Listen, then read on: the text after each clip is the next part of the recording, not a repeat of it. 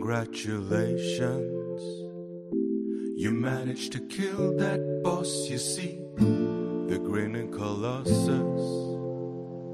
You're the hero we all wish we could be. You made it through the tunnel. Then you grabbed that fire on the wall. You jumped up above him. Then you burned the rope and saved us all. You burned the rope and saved us all. You burned the rope and saved us.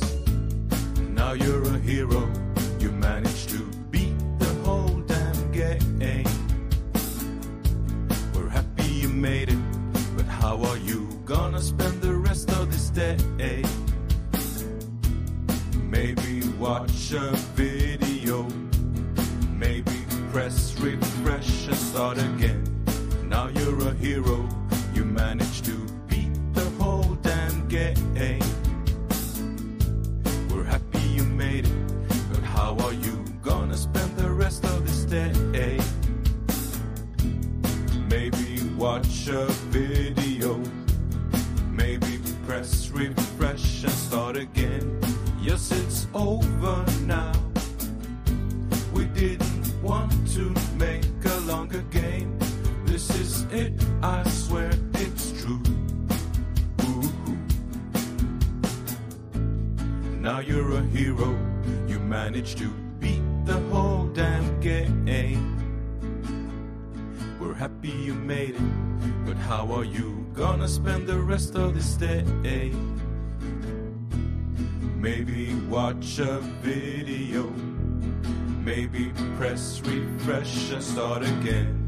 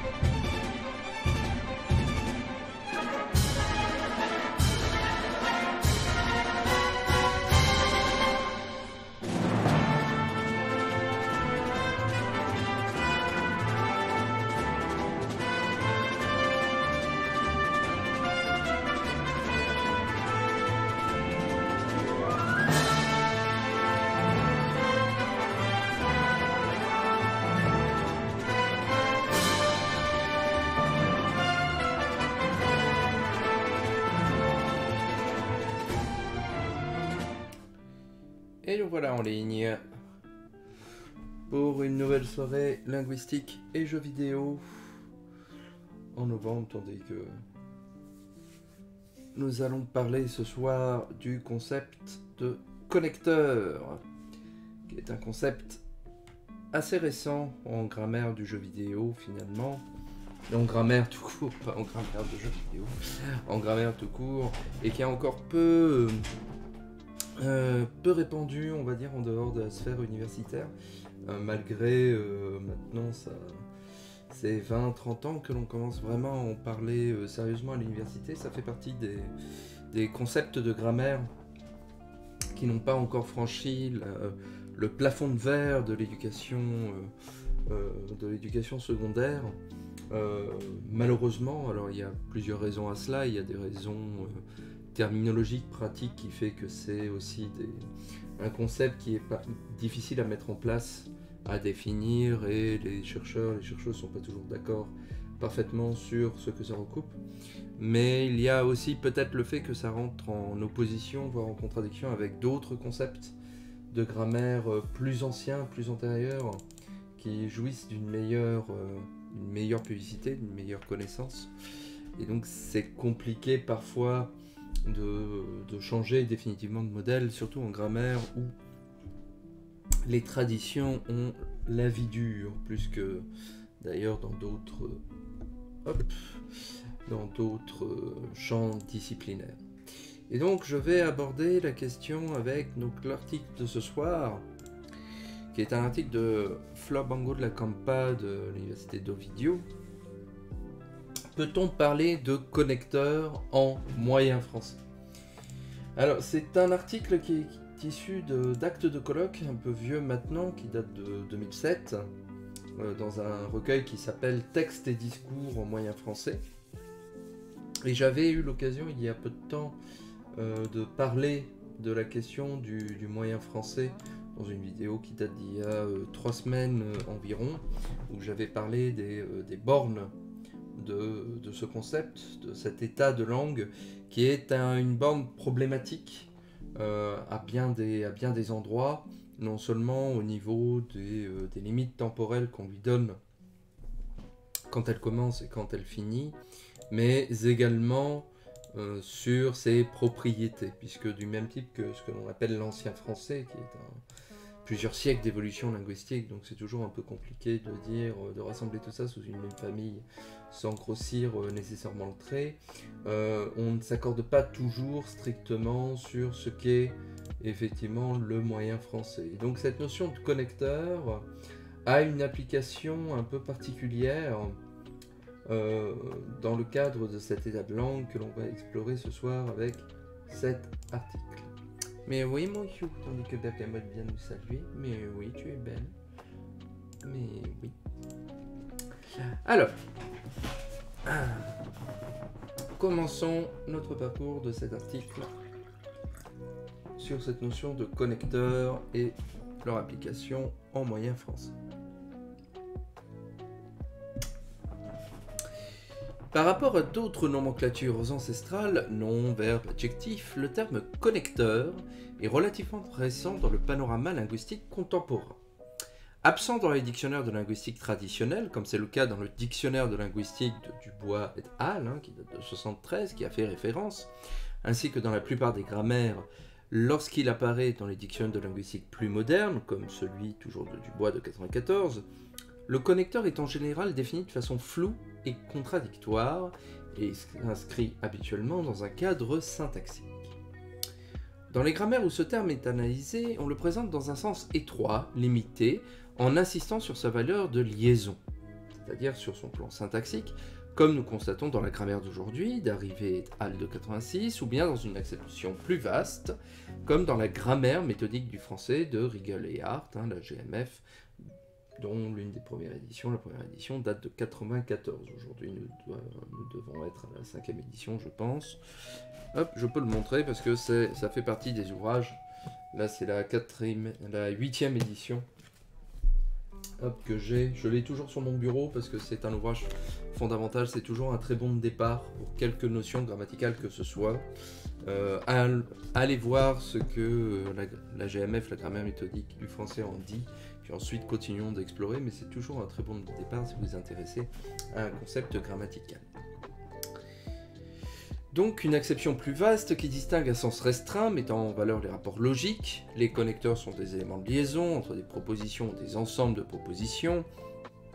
Ils contribuent à la structuration du texte en marquant des relations sémanticologiques entre les propositions ou entre les séquences qui les composent. Et donc un sens restreint et un sens plus large où le terme est présenté comme un marqueur de discours. Les connecteurs sont tous les termes qui assurent l'organisation d'un texte. Par conséquent, il ne semble pas que le concept soit très clair, ni qu'il soit unanimement accepté par les chercheurs qui l'envisagent de façon différente selon le cadre théorique considéré. Ainsi, le terme se voit accompagné d'une série d'adjacents divers qui témoignent justement de la perspective choisie, tels que connecteurs sémantiques et pragmatiques, connecteurs argumentatifs, discursifs, interactifs, pragmatiques, marques de connexion, etc. Ces épithètes représentent autant d'approches différentes, même éloignées entre elles, ce qui rend plus difficile leur appréhension. Notre attention tout au long de ces pages est de délimiter dans un premier volet la notion de connecteur, et par la suite de vérifier si celle-ci est pertinente en moyen français.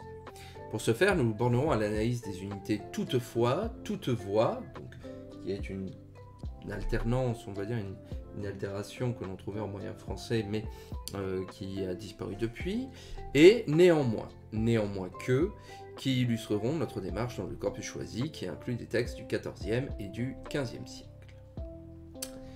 Apparu initialement au sein de la logique philosophique, le terme connecteur est passé, dans les années 70, au domaine de la linguistique avec le développement de nouvelles approches sémantiques qui, malgré leur diversité, tout en accordant une importance essentielle à l'énoncé, focalisent leur attention sur des unités qui avaient été considérées auparavant comme tout à fait marginales.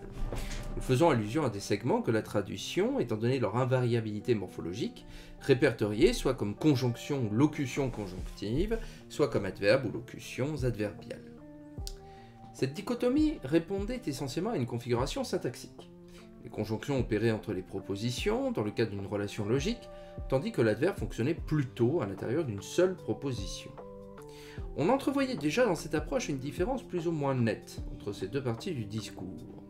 Cette dichotomie, propre à une démarche morphosyntaxique, donc qui est une démarche historique en grammaire, qui nous vient directement des langues latines, du moins des langues antiques, grec ou latin, qui consacrent une très grande partie de leur analyse à la morphologie, puis en second lieu à la syntaxe, alors que ce n'est plus une posture qui semble appropriée pour une langue comme le français, ou bien comme les langues romanes en général, ou pour l'allemand, ou pour l'anglais, etc. Donc besoin de dépasser ce niveau morphologique pour atteindre d'autres éléments.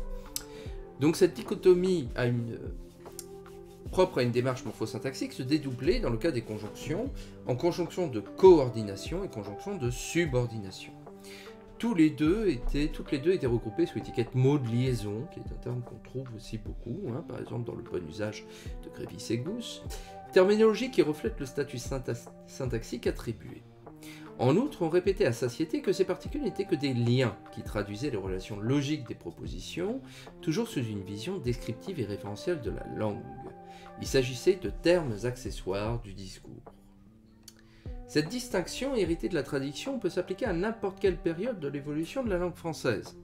En effet, il est intéressant de constater que pour la période de l'ancien français, Gérard Moignet, donc très grand grammairien de l'ancien français s'il en est, tout en acceptant cette classification, reconnaît que les limites entre conjonctions et adverbes, qu'il appelle d'articulation du discours, ne sont pas tout à fait évidentes.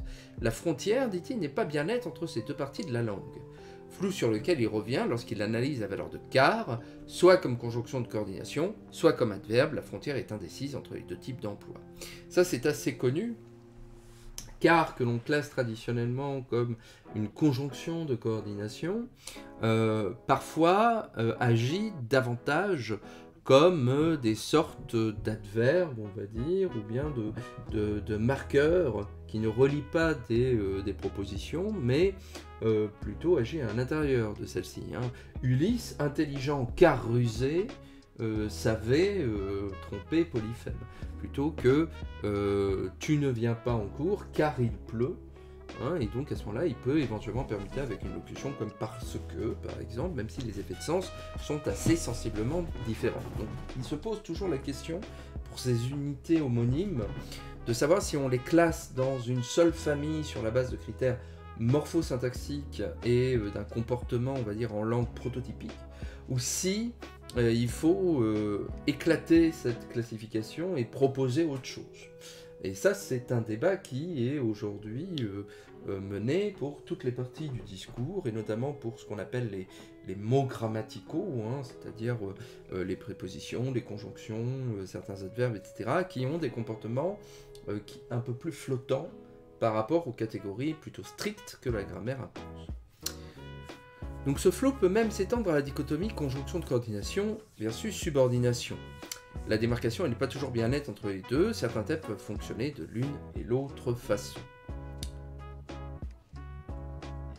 Ces constatations peuvent être étendues aux moyens français, comme le reconnaissent par exemple Marcello Nizia, Robert Martin et Marc Villemette. Donc je crois que j'ai déjà eu l'occasion de lire des textes, des articles de Marcello Nizia, notamment quand elle avait parlé de l'expression du sujet dans l'histoire de la langue française. Donc, Marcello Nizia est une des très grandes spécialistes de l'histoire de la langue française et notamment de ses étapes les plus anciennes.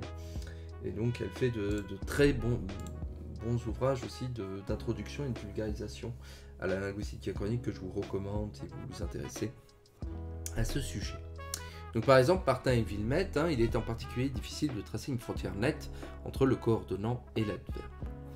Ces constatations mettent en relief que l'analyse logico-syntaxique présente des difficultés lors de l'examen de ces unités et qu'il faut dépasser le cadre strictement syntaxique pour aboutir à une autre perspective permettant de préciser le véritable fonctionnement des connecteurs. Les approches sémantico-pragmatiques des années 70 envisagent l'analyse de ces unités sous un angle essentiellement sémantique, ce qui suppose une petite révolution. Si auparavant ces éléments étaient considérés comme des mots sans aucune signification, comme des mots vides, accessoires, face aux mots pleins représentés par les signes lexicaux, représentationnels, incluant des contenus sémantiques, ces unités sont aussi signifiantes que les autres dans la perspective que nous avons choisie, à savoir celle de l'argumentation dans la langue, ADL, de Sol Ducrot et de Jean-Claude Ascon. Mais leur signification est bien différente. En d'autres termes, on reconnaît toujours, dans l'état actuel de la théorie des stéréotypes, qu'il existe deux sortes d'unités. D'un côté, les items lexicaux, constitués par une suite ouverte de phrases stéréotypiques, activées et mises en jeu par le locuteur lors de son énonciation, et d'autre part, les connecteurs, dont la signification est constituée par un ensemble d'instructions qui régissent les associations dont nous venons de parler. Les phrases stéréotypiques supposent une association avec d'autres phrases stéréotypiques. Derrière les mots, il y a des mots. De telle façon que ces associations tissent des réseaux stables, communs ou reconnus comme tels par une communauté linguistique. Si on lance le mot voiture, par exemple, on va de suite avoir des univers stéréotypiques et des champs de proxémie, de mots proches ou d'expressions, des verbes, rouler, garage, accident, code de la route, etc., qui tissent vraiment une série de représentations mentales, alors que les connecteurs, comme puisque, car, parce que, donc, néanmoins, etc., sont plutôt des instructions qui viennent annoncer de quelle façon il faut considérer telle partie de l'énoncé au regard de telle autre, sur le mode de l'addition, de la réfutation, de la contradiction, etc. Par conséquent, la fonction du connecteur est de gérer l'association établie entre deux entités sémantiques représentées dans les phrases stéréotypiques mises en jeu. Il s'agit donc de signes de nature procédurable, un peu dans le sens de la théorie de la pertinence de Sperber et d'Andrew Wilson, ou computationnelle. Leur contenu est constitué par l'ensemble des instructions données pour établir le sens de l'énoncé. Le connecteur se trouvait de cette unité. Le connecteur se trouvait de cette unité C qui, par définition, gère l'association établie par le locuteur entre deux segments de l'énoncé, X, C, Y. Donc première partie de l'énoncé X, deuxième partie Y, le connecteur C entre les deux. Ces segments empiriques véhiculent des entités sémantiques discrètes, P et Q. Et le connecteur reste entre les deux à chaque fois. Cette formulation à 3 termes reflète une structure qui doit être considérée comme prototypique et qui doit être interprétée comme intégrant 2 entités sémantiques gérées par un connecteur indépendamment de sa position, initiale, moyenne ou finale, aussi bien à l'intérieur du premier que du second segment. Voilà donc la structure canonique bimembre qui encadre les connecteurs. Maintenant, nous allons essayer d'appliquer cette optique aux unités, donc toutefois, toute voix et néanmoins, qui présentent une importante diversité graphique dans cette période, ce qui nous permet de parler d'une forte précarité formelle face au figement actuel, figement considéré par certains chercheurs comme un trait spécifique des connecteurs. Et oui, les connecteurs sont considérés, comme ce sont des adverbes ou des conjonctions, comme étant invariables. C'est ce qui les fonde en famille morphologique, et donc en partie du discours selon l'une des représentations que l'on a traditionnellement. Mais la morphologie, comme on le voit, et notamment dans les phases les plus anciennes de la langue, n'est pas satisfaisante, ne serait-ce qu'au niveau graphique, pour établir une famille de termes en famille. Il faut trouver autre chose, et c'est des discussions que l'on avait eues la dernière fois, avec la catégorie du verbe, où l'on avait bien vu que pour définir un verbe, il ne fallait pas s'arrêter strictement à la morphologie ou à la morphosyntaxe, parce que sans ça, sinon, on était en décalage par rapport aux réalités discursives qu'on observait.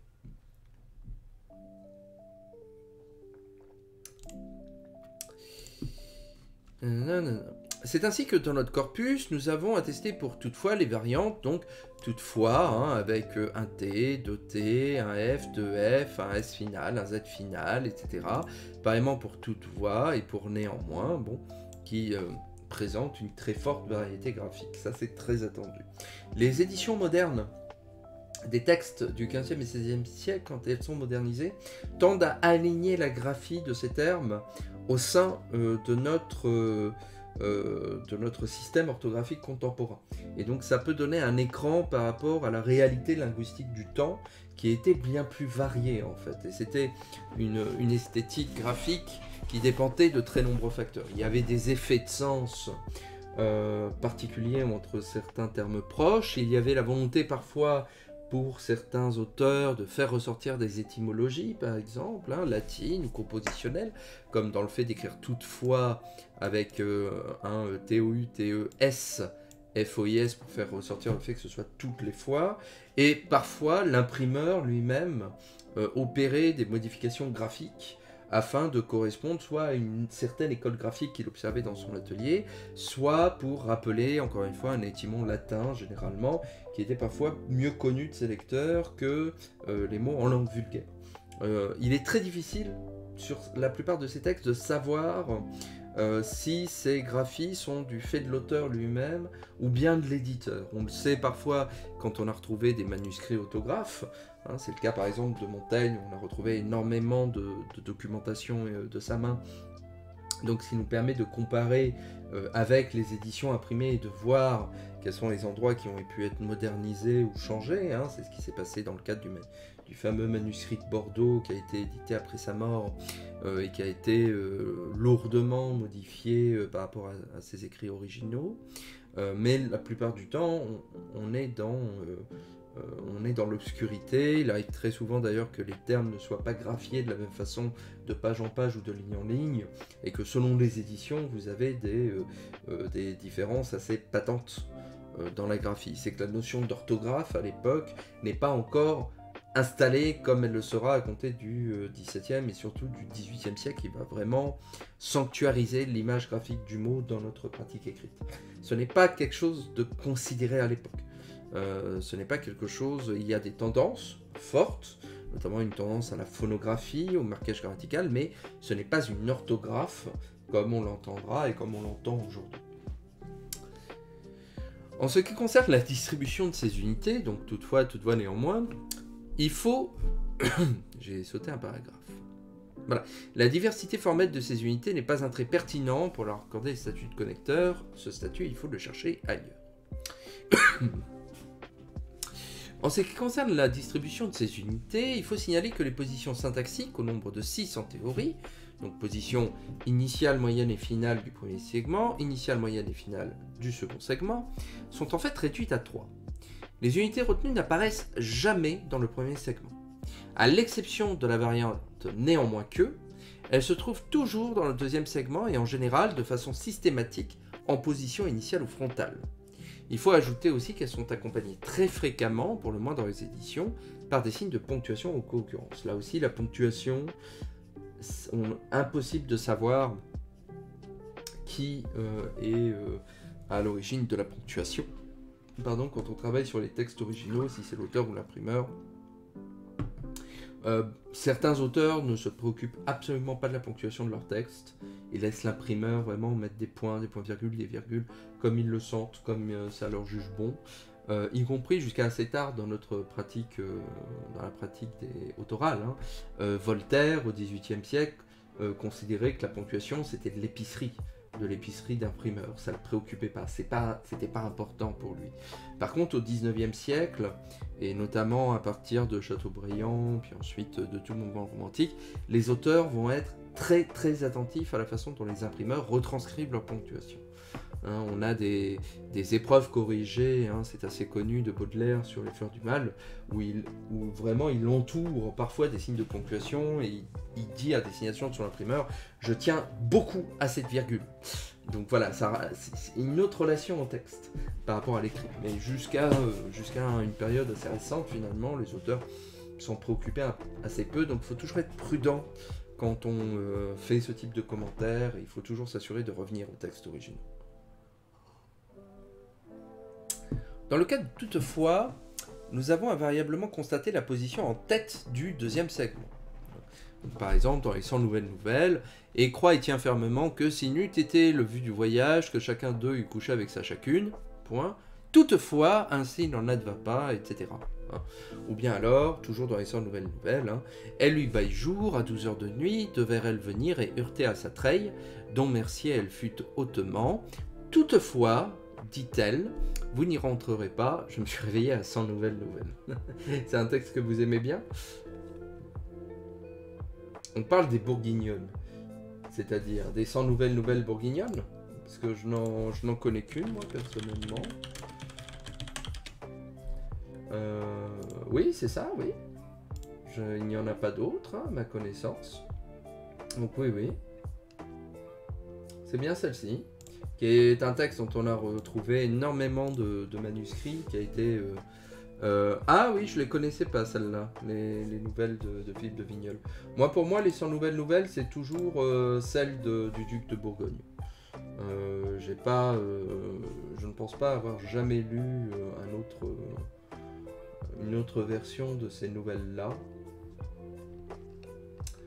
Mais oui, c'est un texte qui est très souvent cité en moyen français pour la fin de la période de l'ancien français, puisque on en a retrouvé de très bons manuscrits qui ont été transcrits in extenso et très bien documentés, donc c'est un témoignage assez riche de cette période. Donc, en ce qui concerne toutefois, nous avons attesté la même distribution, c'est-à-dire position frontale du deuxième segment. Donc, dans le roman du comte d'Artois, et ce à donc le comte ne pouvait dire à la damoiselle une partie de sa volonté amoureuse, toutefois, croit l'historien que assez s'en devait, etc. Ou bien alors dans les 15 joies de mariage, qui est aussi un texte très souvent analysé, et en pensant, il ne trouve pas bien manière d'avoir chevauché, et toutefois, il la lui faut avoir, etc. Néanmoins présente une distribution identique. Dans l'abusé en cours, l'autre point à quoi je pensais était que souvent avait vu donner des supplications dont peu de compte se tenait, et que si la cour d'elle-même n'y mettait provision, on peut être sollicité au profit d'aucun suppliant, et néanmoins je m'aventurais. Ou bien alors dans Cléradus et Miliadis, mon avis, voyez si un cœur que je vous donne et vous prie que jamais ne se bouge de dessus vous, et si je vous pouvais aussi bien bailler celui de mon corps à emporter que celui-ci, croyez que je le ferai de bon cœur, néanmoins croyez qu'il est votre entièrement, etc. etc. Cependant, néanmoins que, soit le subordonnant correspondant peut apparaître aussi bien dans le premier que dans le deuxième segment. L'abusé en cours, et néanmoins que celui suivant soit aucune fois allié ou surmonté d'aucune influence infecte, etc. Et donc position initiale du deuxième segment, donc Cléradus et Méliadis encore, hélas, elle ne l'avait pas appris tel état ni à manger de telle viande, néanmoins qu'elle en était aussi contente, etc. Donc de ces trois premières unités partagent à peu près la même distribution et les mêmes combinaisons. Elles sont parfois précédées de « et » ou de « mais ». Laissant nouvelle encore, et en ce point longuement se contint, mais toutefois, chef de pièce, il dit, etc. Jusqu'à présent, nous n'avons entrepris qu'une analyse plutôt distributionnelle de ces trois segments. Or, nous avons signalé que la notion de connecteur implique une approche sémantique. Si, à notre avis, le connecteur est l'élément qui gère là ou les associations entre au moins deux entités, dans une dynamique discursive, ces deux entités et leurs conclusions peuvent a priori être co-orientées ou anti-orientées. Le facteur commun géré par les connecteurs appelés concessifs ou opposition, parmi lesquels se trouvent nos trois unités, à savoir toutefois, néanmoins, est justement l'anti-orientation. J'emprunte ce terme et celui de co-orientation à Jean-Claude Ascon. Donc là, l'anti-orientation, c'est le fait que le deuxième segment est présenté comme présentant une polarité argumentative opposée à celle du premier, ce qu'on appellerait l'opposition, la concession, alors que la co-orientation vient au contraire rajouter, sur le mécanisme de l'ajout, de l'addition, un élément à un précédent, mais sans le contredire. Il s'agit généralement d'ajouter une précision ou bien d'énumérer quelque chose de plus. Ce sont les deux modes principaux des connecteurs. Du moins, on peut commencer à réfléchir avec ces deux grandes catégories. Donc, quels sont les critères qui permettent d'attribuer cette anti-orientation, propre mais non exclusive à la dynamique concessive, à toutefois, et néanmoins? Les cas où ces marqueurs remplissent une fonction de connecteur s'inscrivent dans des énoncés où systématiquement il y a anti-orientation. Cette anti-orientation gérée par le connecteur peut s'établir de la façon suivante. A. Antériorité des critères sémantiques en tant qu'argument P connecteur Q. Deuxièmement, anti-orientation de la conclusion qu'on peut tirer d'un argument de l'entité sémantique et par rapport à la deuxième. 3. Anti-orientation de l'entité sémantique, de la première entité sémantique et de la conclusion qu'on peut tirer de la seconde. Quatrièmement, anti-orientation des conclusions que l'on peut tirer des arguments des entités issues du premier segment et issues du deuxième. Dans le premier cas, il s'agit d'une anti-orientation explicite marquée par des unités lexicales antonymes. Donc, on présente A et non A, et toutefois ou néanmoins permet de les opposer. Dans le roman du comte d'Artois, tout le passe-temps que le comte d'Artois avait en sa maladie ne fut que de plaindre, gémir et faire regret jour et nuit, sans pouvoir néant reposer. Je connais des collègues comme ça. Et ses forces de travail faisaient au corps les yeux clores pour prendre somme, toutefois le cœur travaillait en diverses pensées sur le fait de ses amours qui le faisaient tressaillir et à coup réveiller pour faire plus aigrement ses lamentations et piteuses complaintes. Dans cet exemple, l'anti-orientation intervient au niveau du lexique dans l'opposition entre les substantifs corps, cœur et les actions développées par ces agents. L'effort inutile du corps qui s'efforce de s'endormir et le cœur qui n'arrête pas de rouler des pensées. Donc on a le corps qui essaye de dormir, le cœur qui roule des pensées et le connecteur permet d'anti-orienter ces deux éléments.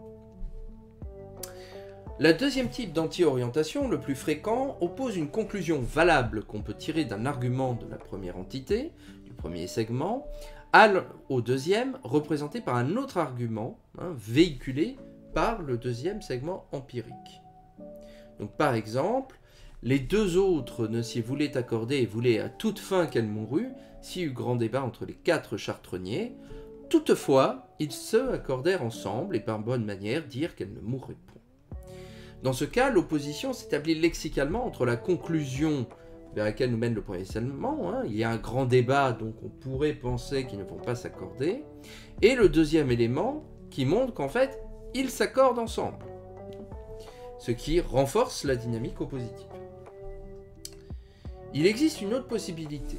L'anti-orientation s'établit au moyen de la négation syntaxique du premier élément, qui est la conclusion dérivée de celui-ci, et le deuxième, qui se présente comme la réalisation de cette conclusion. Donc Cléradius et Méliadis, quand le connétable eut parlé à Cléradius, Cléradius le prit et le fit chevaucher devant lui, mais le connétable ne le voulait faire, pour ce qu'il était roi.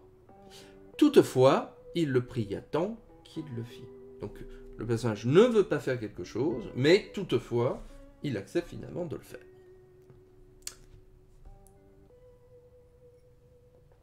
Dans le texte suivant, la constatation des blessures graves nous mène plutôt à une conclusion.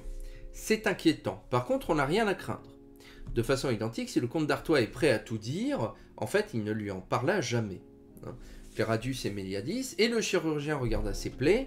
Quand il eut ôté l'herbe qui dessus était, s'y voit qu'il y a de grandes et de petites et de moules parfondes, et de moules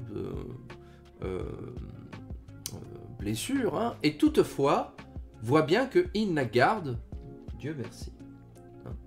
Ou bien alors, dans le roman du comte d'Artois, vrai, mon doux ami Flippo, que longtemps a que je suis amoureux de la fille du roi de Castille, et tant est plus venu avant, d'autant plus augmenter l'amour dont je l'aime, et à tout dire, j'en suis. J'en suis arrivé à la décision, je veux tout lui dire, en tel point que sans actif de cours de ma vie n'est plus rien, toutefois, ne lui parlais-je donc, hein, je ne lui parlais jamais d'amour, ni déclarer mon intention pour doute d'être refusé. Troisième type d'anti-orientation, anti-orientation de la première entité sémantique et la conclusion qu'on peut tirer d'un argument de la deuxième. Donc, variante du schéma précédent. Dans les lettres qui sont étudiées, je ne sais pas d'ailleurs de quelles lettres, j'aurais dû regarder auparavant, je vérifie juste de quel, si le corpus est donné à la fin de l'article, je le crois.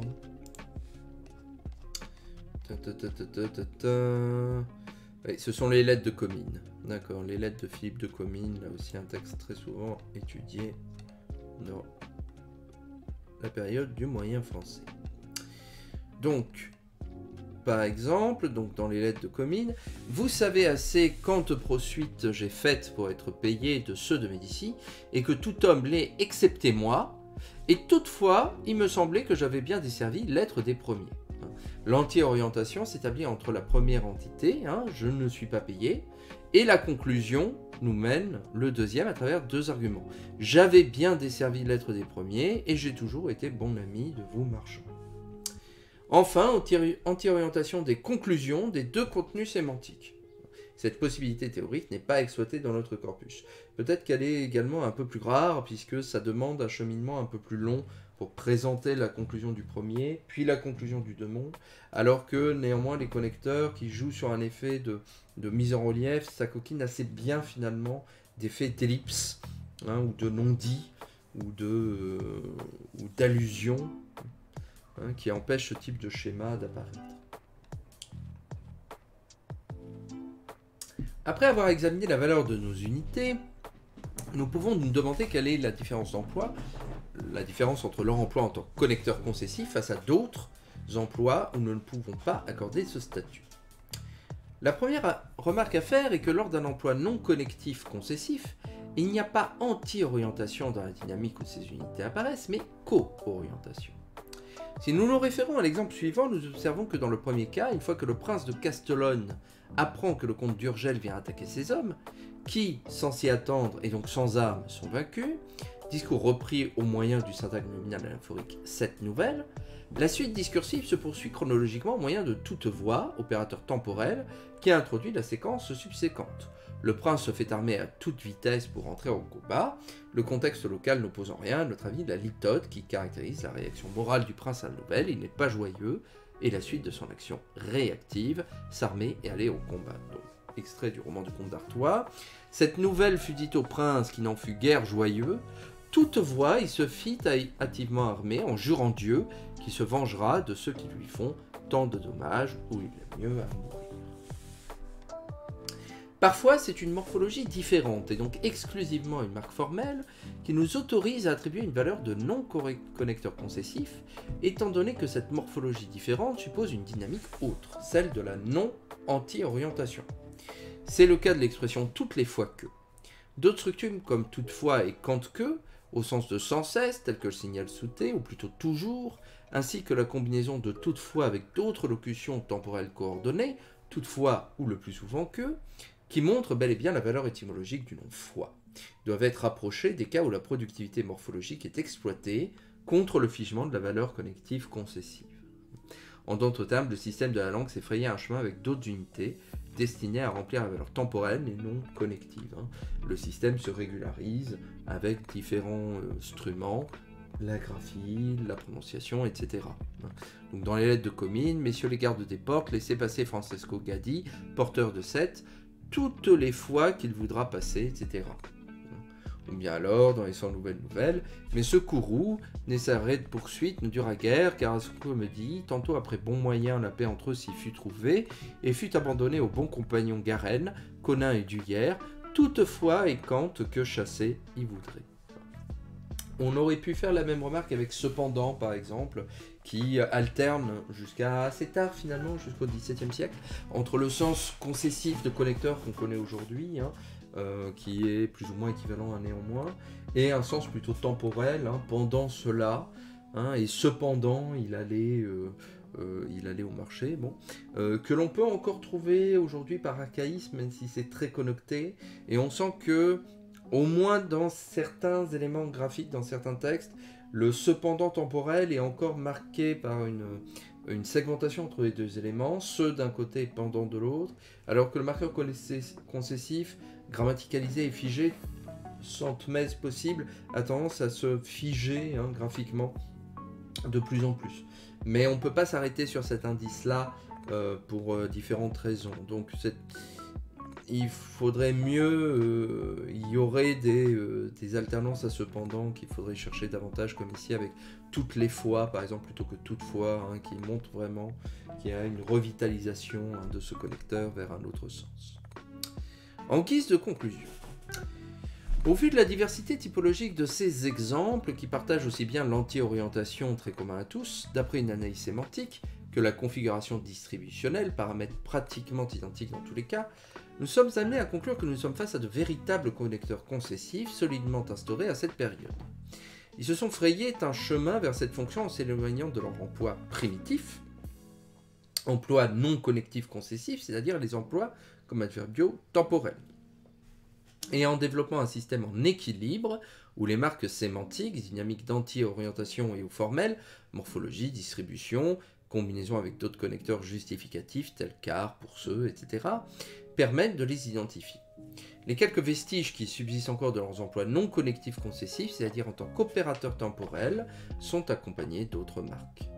C'est l'analyse de la langue et dans la langue, ou citant Saussure de la langue envisagée en elle-même et pour elle-même, qui nous permettra de saisir, non sans quelques difficultés de temps en temps, la véritable essence du moyen français, qui est encore une discussion en cours des 15 ans plus tard, avec énormément de débats et d'arguments dans un sens ou dans l'autre. Donc voilà pour cet article dont je redonne la référence rapide. On remonte.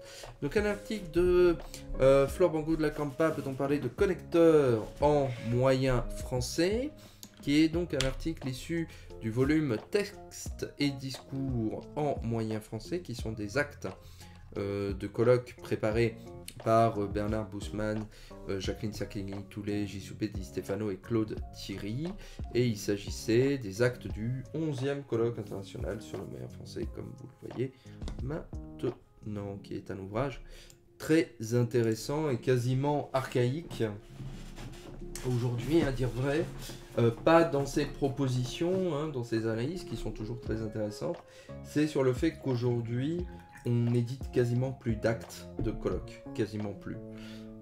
Les éditeurs ne veulent plus en éditer, car généralement ils ne se vendent pas, très mal, et donc maintenant ils préfèrent que l'on propose des ouvrages collectifs ou des numéros de revue après un événement scientifique, si l'on veut diffuser les communications qui ont lieu. Les bibliothèques en achètent, effectivement, mais ce n'est loin d'être suffisant en fait pour que les éditeurs scientifiques, rentrent dans leurs frais en fait par rapport au travail éditorial que ça demande. Et donc depuis une dizaine, peut-être un peu moins, depuis 5-10 ans, oui à peu près, il est quasiment impossible en France ou du moins de faire éditer des actes de colloque en version physique. On les trouve toujours en ligne évidemment, mais généralement on va avoir des numéros de revue ou des ouvrages collectifs qui ne se présentent pas comme des actes afin de récupérer les publications. C'est comme ça. Donc on n'en trouve quasiment plus. Ça m'avait surpris puisque je l'ignorais. J'avais organisé un événement scientifique il y a à peu près 1 an. Et non, moins que ça. C'était en janvier dernier. C'était en janvier dernier ? Oui, je crois que c'était en janvier dernier. Et lorsqu'on voulait éditer, moi je voulais éditer des actes, et la collègue avec qui je préparais le colloque m'a fait savoir que non, ça ne pouvait pas. On n'aurait aucune chance en fait de faire ça. Il y a encore quelques petites collections d'actes qui existent, hein, chez Garnier par exemple, ou ailleurs, mais ils sortent peut-être un volume par an sur des très très gros colloques, des très très gros événements scientifiques, et non pas comme ça se faisait jadis pour des colloques internationaux, mais à moindre diffusion ou aux thématiques un peu plus spécifiques. C'est comme ça, ma foi.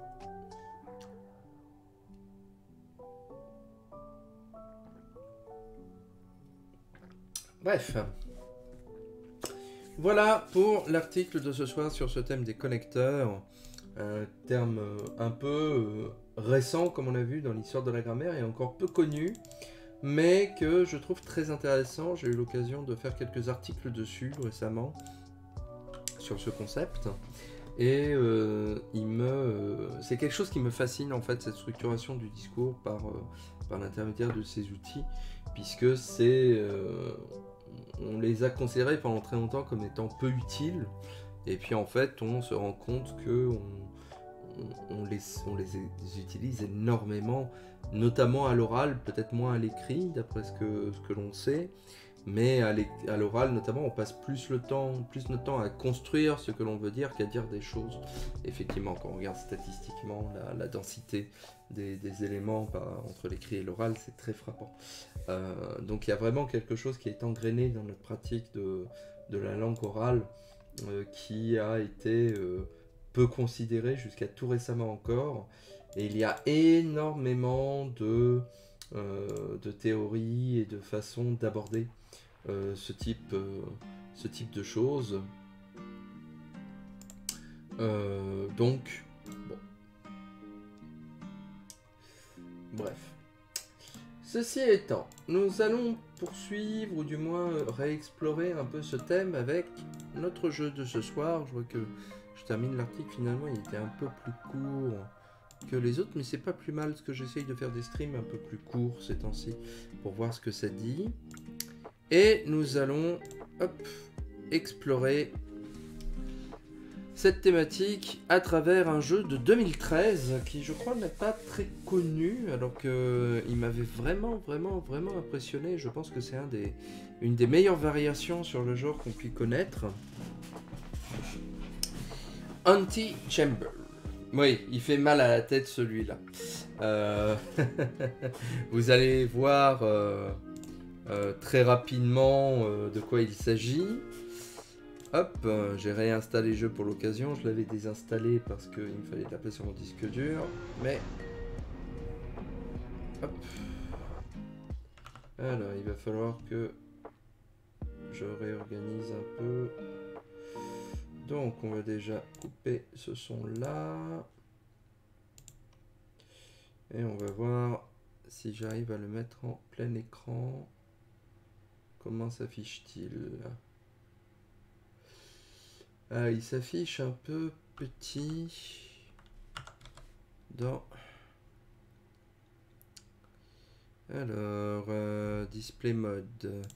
Si je le mets en mode fenêtre, j'aurai peut-être un peu plus de liberté sur la taille et l'emplacement justement de la fenêtre.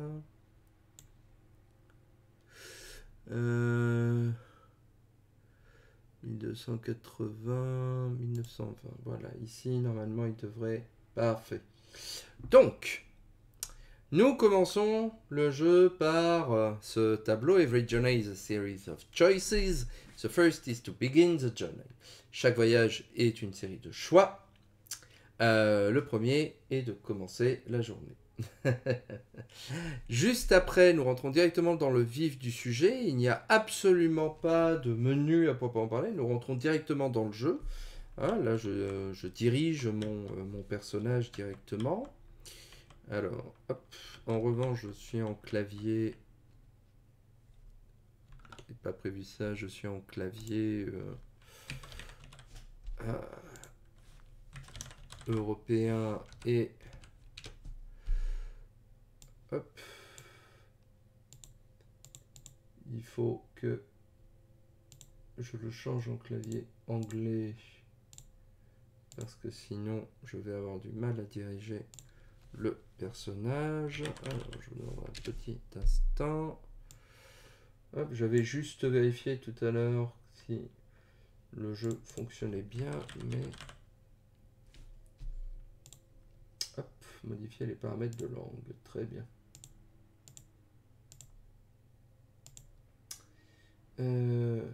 Eh bien,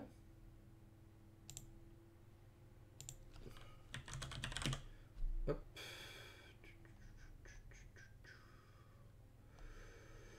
Anglais, tac.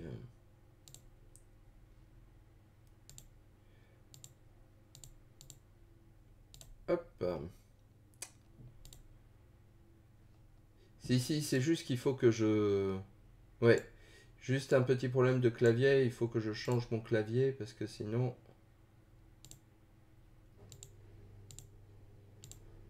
Je vais être hop, gêné pour déplacer mon personnage.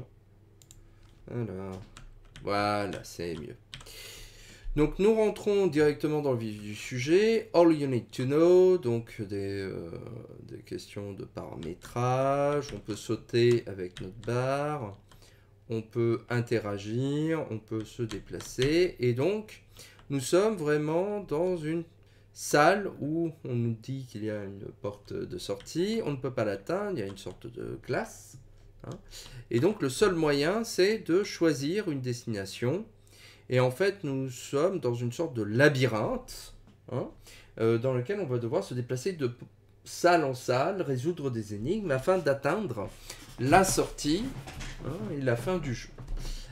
Donc, en fait, ce jeu Antichamber, sorti en 2013, fait partie de ces jeux d'énigmes à la première personne qui ont essaimé après le succès de Portal, hein, à un moment donné où beaucoup de gens, beaucoup de développeurs se sont mis à essayer, hein, de faire ce type de jeu d'énigmes à la première personne, avec plus ou moins de succès. Hein, il y a eu plus ou moins d'initiatives, chacun avec une sorte de gimmick, quelque chose de particulier. Et de tous ceux que j'ai pu essayer, Antichamber m'a vraiment, vraiment plu, ne serait-ce que pour ses graphismes, hein, très contrastés, mais aussi pour son principe fondamental, que vous allez comprendre immédiatement. Donc, première étape, Leap of Faith, avec ce petit symbole très bizarre, hein, que l'on aura un peu partout. Donc, essayons de sauter. Hop là! Ça ne semble pas avoir été couronné de succès. Une autre porte ici. Et puis, le sol apparaît tout d'un coup devant nous. Et nous sommes vraiment confrontés à un labyrinthe d'une nature très particulière. Oh, we perceive a problem can change every time we see it. Donc, nous abordons un certain nombre de salles, de problèmes dans lesquels on peut se déplacer. Et là, de suite, vous commencez à comprendre, je pense, l'intérêt du jeu. Quand on se déplace, par exemple, le long de ces cubes, c'est qu'Antichamber se place dans une réalité, on va dire, dans un monde qui n'obéit pas aux règles de la physique euclidienne traditionnelle de l'espace que nous connaissons. C'est-à-dire que, oui, tout à fait. Alors, The Witness est encore différent. Pour moi, c'est pas un Portal-like. Pour moi, c'est plus un jeu de puzzle qui se déguise dans un monde en 3D. C'est un jeu que j'aime énormément par ailleurs, mais c'est vrai qu'il faut le prendre d'une certaine façon. Mais Antichamber, du coup, est sans doute le plus original puisqu'il joue véritablement avec les représentations de la physique que nous connaissons en faisant en sorte, hop, que les règles de l'espace ne soit pas respecté. Comme vous le voyez ici, hein, je suis censé être dans un cube avec un couloir, un passage fermé, mais lorsque je rentre dans le cube, je me retrouve dans une autre salle qui ne peut pas physiquement être dans la précédente. When you observe your surroundings, you notice things that you didn't see before, etc. Et donc, l'objectif du jeu va être de naviguer dans ce labyrinthe très particulier, dans lequel les règles de la physique ne correspondent pas à ce que l'on attendrait d'une véritable zone de jeu, hein, où l'on peut par exemple revenir sur ses pas, revenir constamment dans la même pièce alors que l'on avance toujours dans la même direction, hein, un peu à la façon d'Alice au Pays des Merveilles qui présente voilà, ce type d'incongruité spécifique, tant et si bien que l'on ne peut vraiment pas faire une carte mentale en fait du jeu. Hein, on ne peut pas dessiner une carte du jeu, tout simplement parce qu'il n'y a pas de réalité physique à cet univers. Et if you never stop trying, you will get there eventually. Donc, ce qui est intéressant dans Antichamber, je trouve, c'est qu'il... Hey, some choice can leave us running around in circles. En plus, le jeu a un certain humour à froid que j'aime particulièrement, en fait, qui est assez pas sans rire, alors qui peut éventuellement se donner quelques airs un peu philosophiques, donc c'est vraiment pour moi du hit and miss. C'est ou bien vous êtes sensible à l'humour et à l'univers et vous rentrez parfaitement dedans, et ça a été mon cas jadis, ou bien vous êtes beaucoup plus réfractaire à ce type de message. Il n'y a pas de narration à proprement parler dans ce jeu, c'est plus une suite d'expériences sensorielles, spatiales qu'on vous propose. Et donc vous pouvez rejeter assez fort le jeu. Mais moi je vous encourage néanmoins à l'essayer. En plus c'est pas un jeu très long et je pense pas qu'il coûte très cher maintenant sur Steam. Celui-là il vient sur Steam, il doit être disponible aussi sur d'autres plateformes de téléchargement je pense. Et donc il est intéressant néanmoins. Mais ce qui m'a passionné particulièrement ici dans ce jeu, c'est cette idée de connexion et de connexion spatiale que l'on va avoir au sein du jeu en particulier. Ça, c'était l'une de mes salles favorites.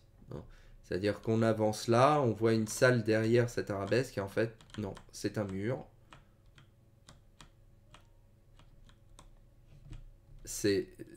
Même encore maintenant, je trouve l'effet tellement simple, mais tellement fascinant à observer. Et donc, ce qui est intéressant dans ce jeu, c'est la façon dont à mon sens, dont il reprend cette notion de connexion spatiale, le fait dont on s'attend au sein d'un jeu à ce qu'il y ait un certain nombre de règles, de la façon dont l'espace modélise autour de nous, et un certain nombre de jeux aujourd'hui tirent parti de cet aspect pour favoriser ce type d'expérience.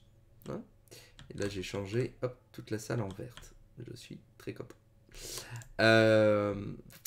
Et donc c'est ce que l'on a par exemple avec des jeux comme les Metroidvania par exemple, jeux d'exploration plus ou moins ouverts, en 2D, en 3D, à la Dark Souls, à la Super Metroid, etc.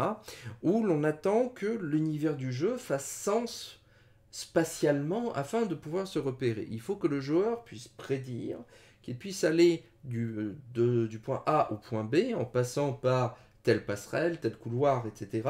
d'une façon logique. Et ce, même si physiquement, dans un certain nombre de ces jeux-là, il y a toujours des tricheries de la part de l'équipe de développement qui ne parviennent pas à retranscrire parfaitement la géométrie exacte de leur monde s'il existait réellement, et qui jouent un peu sur les distances, sur les formes, etc. C'est ce que l'on observe notamment dans Dark Souls, il y a un certain nombre notamment de vidéos sur YouTube qui comparent effectivement la taille réelle des cartes, des maps que l'on explore avec la géométrie générale du monde, et il y a des impossibilités. C'est-à-dire que quand on rentre dans une zone, on explore des couloirs qui ne devraient pas exister ou qui sont au mauvais endroit par rapport à ce que le monde essaye de nous faire croire. Mais l'illusion finit toujours par marcher parce qu'on accepte inconsciemment que l'univers spatial du jeu, de Dark Souls en particulier, fonctionne à l'aune de ce que nous connaissons de la géométrie dans notre monde réel. Mais c'est une convention. L'espace dans le jeu vidéo, de la même façon que le temps, hein, la façon dont un chronomètre va décroître ou croître dans tel ou tel jeu, qui peut ne pas correspondre à de vraies secondes en particulier, comme les secondes de Super Mario Bros qui ne sont pas de vraies secondes, qui sont plus rapides. Hein, les joueurs appellent ça des time units, des unités de temps, plutôt que d'appeler ça des secondes. Bon, ce sont des conventions. Et de la même façon que le fait de manger une pomme pour soigner une blessure, hein, ou bien de tirer un levier dans une ruine millénaire pour ouvrir une porte qui fonctionne miraculeusement encore, toutes ces choses-là finissent par nous faire croire effectivement que l'espace semble être un univers qui doit également répondre à des règles. Mais tout ce qu'il y a dans le jeu vidéo répond systématiquement à des conventions, en réalité. Il n'y a pas de règles physiques qu'un jeu vidéo se doit d'observer pour être un jeu vidéo. Et donc, la façon dont l'espace dans le jeu vidéo est généralement considéré est généralement sous l'angle de la mimésis. On imite l'espace du jeu vidéo de la même façon que l'on représenterait l'espace au sein d'un jeu, d'un univers physique réel. Et ce, que l'on soit en 2D ou en 3D. Quand on prend un jeu comme Super Metroid ou Castlevania Symphony of the Night, l'architecture générale du château ou de la base des pirates de l'espace ou que sais-je, peut se dessiner avec une carte. On voit la carte sous nos yeux et donc les couloirs, les chutes, les corridors, etc. s'organisent de façon logique les unes par rapport aux autres. Mais ce sont des conventions. Ce sont des conventions et comme toutes les conventions, elles peuvent être brisées. Elles peuvent être détournées, elles peuvent être contournées, elles peuvent servir d'autres objectifs. Et donc, elles sont parfois contournées de façon un peu chafouine. C'est ce qui se passe avec le fameux cube noir. Là, je m'arrête un instant. C'est la seule petite trace d'histoire que le jeu peut avoir, ce sorte d'anticube qui va... que l'on retrouvera jusqu'à la fin du jeu. L'intrigue du jeu est peu claire finalement. On ne sait pas trop ce que l'on doit en faire. Bon. Mais bon, en tout cas, j'ai jamais trop exercé ma scolastique dessus. Bon. Mais en tout cas, donc, en 2D, c'est légitime, mais le jeu vidéo peut parfois tromper cette spatialité avec des éléments des éléments de tricherie comme dans Dark Souls où les niveaux ne sont pas exactement logiques géographiquement. Hein. Hop, faut pas se perdre ici. Géographiquement, par exemple, bon. Mais parfois, ils peuvent aller un peu plus franchement dans le côté déroutant et Antichamber en proposant cet univers non euclidien est peut-être l'expérience la plus déroutante que l'on peut avoir en la matière. Mais strictement causant, strictement parlant, en termes de grammaire de jeux vidéo, en tant que gestion d'un concept réel et de son innutrition au sein d'une œuvre vidéoludique, il n'y a pas plus de différence conceptuelle entre le fait de torturer l'espace comme Antichamber le fait, et torturer les règles de la santé élémentaire des êtres en disant que si on perd un bras, il suffit de manger une pomme pour de suite être soigné. On est dans tous les cas dans une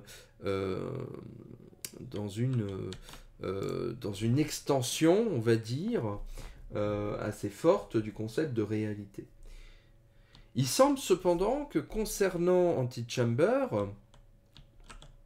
il y a quand même quelque chose de beaucoup plus déroutant en termes de code vidéoludique au regard du fait de prendre une potion pour se soigner ou d'utiliser un sort de téléportation ou ce type de choses. Il y a des concepts connus de notre expérience quotidienne du réel, le temps, l'espace notamment, qui, lorsqu'ils sont distordus, représentent une forme plus forte de rejet que d'autres. Ça, c'est quelque chose d'intéressant. Il me semble que Antichamber, qui est une expérience finalement assez rare dans le domaine du jeu vidéo, est particulièrement déroutant par rapport à ça. Est-ce à dire que cela est dû au fait que notre conception de l'espace, que notre gestion de l'espace est beaucoup plus fortement ancrée dans notre expérience du réel que d'autres, comme le fait de manger une pomme pour se soigner, ou etc. Bon. Ou bien, est-ce que l'on doit davantage avoir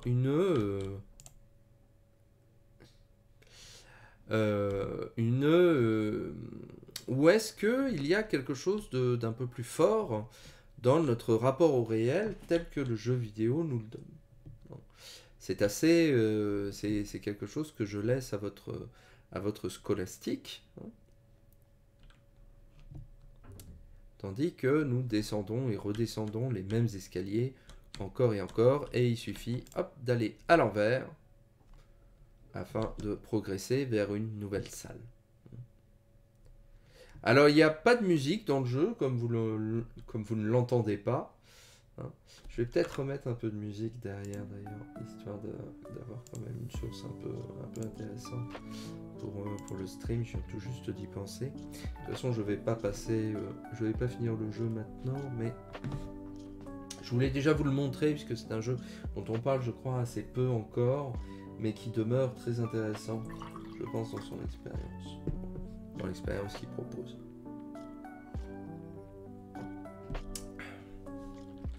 Donc voilà, il y a des aspects de la mimésis qui sont assez intéressants. Et pour vous montrer un peu où nous sommes, là nous sommes dans un cul-de-sac, c'est une des salles sur lesquelles on finit par aboutir à force d'essayer un peu tout.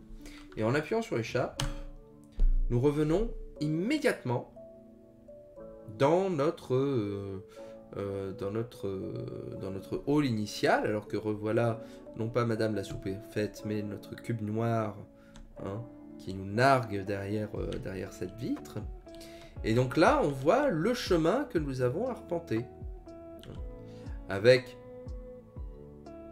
les différentes énigmes que nous avons remplies. Et puis, on peut voir, au fur et à mesure, que donc là, c'est là où nous étions la dernière fois. Nous voyons un peu le chemin que nous avons pris. Et donc, on voit très bien que le chemin que nous avons pris n'est pas du tout logique par rapport aux actions que j'ai opérées dans le jeu, effectivement. Donc,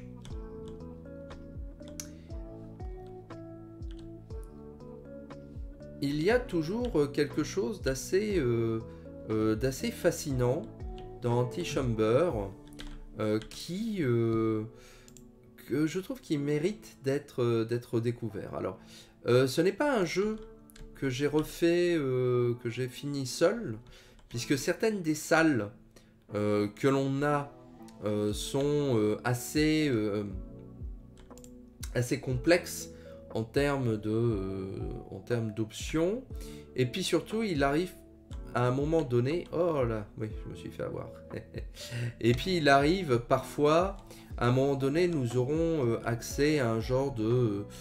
Alors, ce n'est pas un portal gun, puisqu'il ne s'agit pas d'ouvrir des portails dans un sens ou dans l'autre. mais on va avoir des objets qui permettent de fabriquer des cubes pour résoudre des énigmes, faire des passages, etc.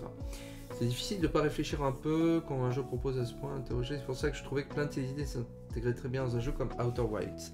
Je n'ai pas encore fait Outer Wilds, mais c'est quelque chose que je compte faire prochainement. Enfin, il est dans ma liste en tout cas. Mais effectivement, le fait que l'on interroge l'espace plutôt que le temps dans ce jeu, plutôt que d'autres types de jeux. What the fuck, ouais, c'est un peu le sentiment, je pense, que l'on a à ce moment-là. Provoque quelque chose d'assez fascinant dans Until Chamber, que l'on ne rencontre pas ailleurs, que ce soit dans d'autres jeux, ou bien avec d'autres concepts que l'on distordrait.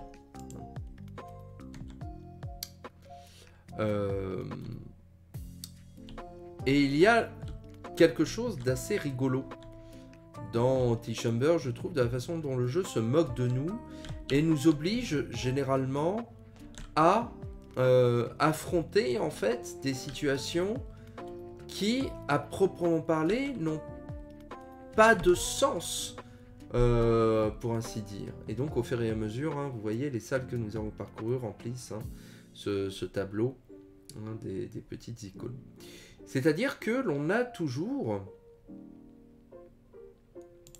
cette idée qu'il y a des domaines du jeu vidéo qui sont davantage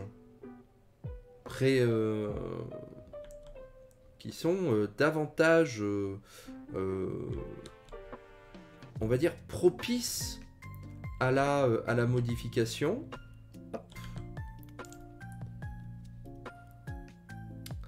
Plutôt que d'autres. Donc il y a une tension qui s'opère particulièrement dans les jeux vidéo entre ce que nous sommes prêts à accepter des règles de la physique et ce que nous sommes prêts à modifier, à jouer, à tricher selon le degré de mimésis qu'on peut faire. Et ce qui est intéressant, c'est que ces conventions-là évoluent aussi, non seulement d'époque en époque, mais aussi de genre en genre, de joueur en joueur. Il n'y a pas de guide général qui fait dire que l'espace, par exemple, ne doit jamais être modifié, ou bien alors s'il est modifié, si cet espace est modifié, alors on s'attend à avoir des réactions vives.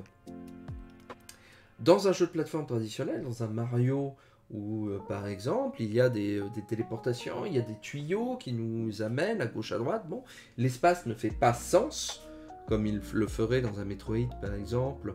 Dans un Zelda, vous rentrez dans une petite porte et vous retrouvez dans une maison bien plus grande ou dans un donjon qui s'étend d'une façon inexplicable alors qu'il n'y a rien, on ne pouvait pas le prévoir. Bon, ça, ce sont des conventions du genre de l'action-aventure ou de la plateforme qui ne nous posent pas de problème en qualité de joueur. Du moins, on peut finir par s'en apercevoir. Et dans bien des jeux de rôle japonais, on rigole, c'est une blague, disons que les maisons sont toutes plus grandes à l'intérieur qu'à l'extérieur, à la façon du Tardis, bon, mais c'est une convention sur laquelle on glisse assez facilement et sans difficulté. Alors que quand Until Chamber propose la même chose, alors certes avec un décorum un peu plus réflexif, artistique, etc. Bon, effectivement, là, on est face à un genre de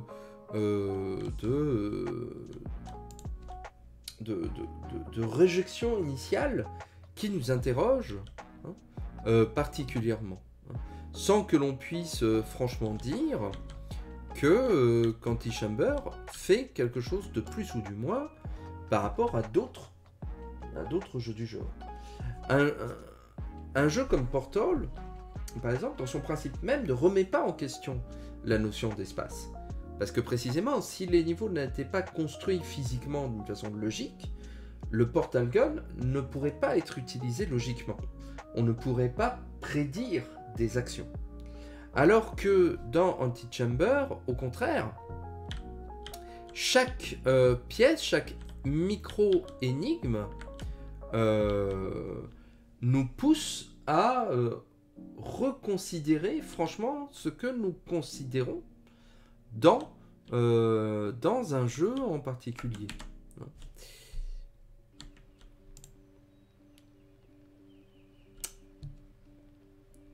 Et c'est quelque chose que je trouve personnellement très intéressant, que je n'ai pas toujours vu accompli, ou du moins pas toujours avec intelligence ou pertinence ou quoi que ce soit dans tous les jeux vidéo, mais qui fonctionne particulièrement bien ici, je trouve. Et à ma connaissance, c'est l'un des rares jeux qui propose véritablement ce type d'expérience sensorielle d'une certaine façon. Je pense que ce jeu, par exemple, serait très tripant, si vous me passez l'expression, en réalité virtuelle. Par exemple, si on avait vraiment le casque de réalité virtuelle sous les yeux et qu'on se dirigeait avec le clavier ou quelque chose comme ça, je pense que déjà on serait très malade, mais je pense que cela provoquerait quelque chose d'intéressant dans notre esprit, hein, en termes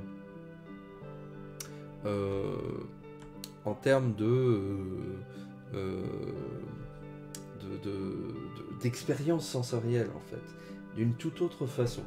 Et ça, c'est le type d'expérience, il me semble aussi, que seul le jeu vidéo est capable de nous offrir en réalité. C'est quelque chose, Antichamber, je pense, qui ne peut pas être produit en tant que tel dans d'autres formes médiatiques, dans la littérature, dans la musique, dans l'architecture, de par le fait. Il peut y avoir des illusions, il peut y avoir des effets d'échelle qui peuvent nous conduire à être déstabilisés, hein, des maisons aux illusions, des maisons aux miroirs. Vous avez des œuvres littéraires qui travaillent ces conceptions d'espace d'une certaine façon. On pense à La Maison des Feuilles de Mark Danielewski, qui travaille véritablement le concept d'espace de la narration, d'espace de la page d'une façon toute particulière. Mais seul le jeu vidéo peut proposer une refonte, il me semble, hein, de cette notion d'espace que nous connaissons toutes et tous d'une certaine façon. D'une façon très particulière. Et donc, il y a, je pense, quelque chose de fascinant, hein, dans Antichamber que l'on peut vraisemblablement expérimenter, reproduire, hein, d'une certaine façon, mais sans nécessairement être, comment dirais-je, être déstabilisé, hein, par ce qu'on nous propose. Donc voilà, pour ce qui est de ce jeu, que je voulais vous montrer parce que je le trouve particulièrement intéressant, riche, etc. Il est peu connu, il me semble encore, hein, il me semble que ce n'est pas un jeu... il a eu un petit succès d'estime, il me semble, à son époque. Il a été récompensé, il me semble, où il a eu une petite vitrine publicitaire, et puis finalement le soufflet est retombé assez vite par rapport à d'autres jeux du même genre ou de la même trempe, et notamment The Witness par exemple, dont on a bien plus parlé, dont on a bien davantage parlé jadis pour différentes raisons.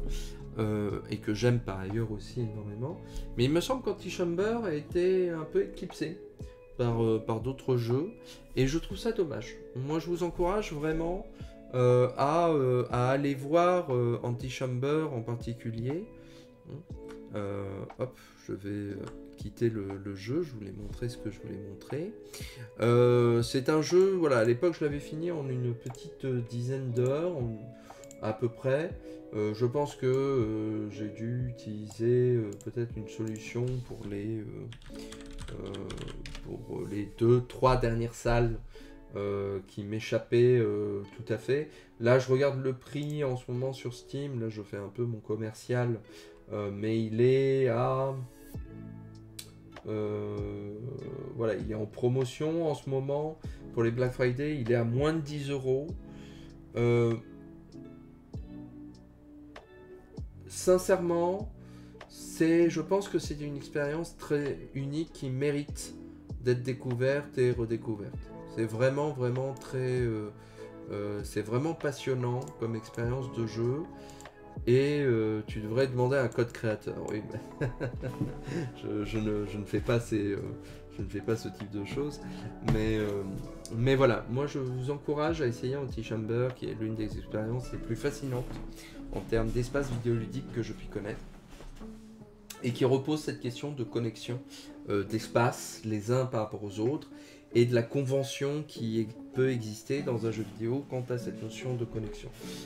Que deux salles qui sont connectées dans un jeu vidéo d'aventure ou d'exploration ou quoi ne le sont pas par principe, mais bien parce qu'il y a une convention qui a été acceptée de la part des développeurs et cette convention peut se modifier, peut se déplacer, peut avoir d'autres enjeux que la simple mimésie spatiale que l'on connaît par ailleurs. Donc voilà. Je vais m'arrêter là pour ce soir. C'était un stream assez court, 1h15, mais voilà, il n'est nul besoin pour moi de rester davantage une fois que j'ai fini ma bafouille. Il y a des chances que je refasse un petit stream de Zelda en fin de semaine, peut-être vendredi soir ou dans le week-end, en fonction de mes envies, de mes emplois du temps. Sinon, mercredi prochain à 20h, encore une fois, pour un autre stream linguistique et jeux vidéo. D'ici là, portez-vous bien, passez une bonne fin de semaine. Merci à toutes celles et ceux qui m'ont vu en direct ou qui me revoient en replay. Donc la vidéo, comme toujours, sera disponible une semaine sur Steam et à partir de demain ou de vendredi, elle sera uploadée sur ma chaîne YouTube pour archivage. Donc voilà. Portez-vous bien et puis à bientôt. Ciao, ciao.